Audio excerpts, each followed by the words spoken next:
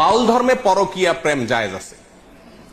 আল্লাহর কসম, আমি নিজে যাচাই করে যশোরের এক গ্রামে গিয়ে সন্ধান পাইছি যে এখানে এমনি অন্য কাজে গেছি, পরে শুনছি যে এখানে আপনার ফকিরদের আখড়া আছে। তো আমি দেখতে গেছি, একদিন না কয়েকদিন পরে জানতে পারছি যে এক মহিলা আছে, তার স্বামীও আছে, কিন্তু সবাই জানে এই মহিলা সারাদিনই জেনা করে তার ওই সাধন সঙ্গীর সাথে, বাউলদের সাথে।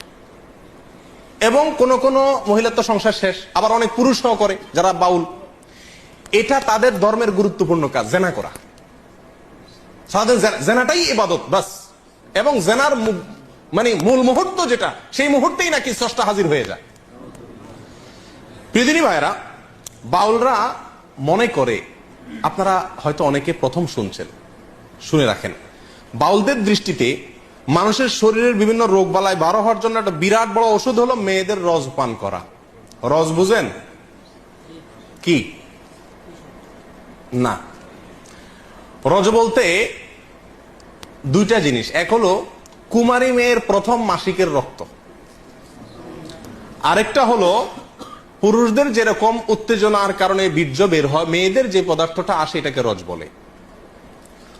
এই রজ, এটা পান করলে কোনো রোগ বালাই শরীরে থাকে না, এটা বাউলদের বিশ্বাস।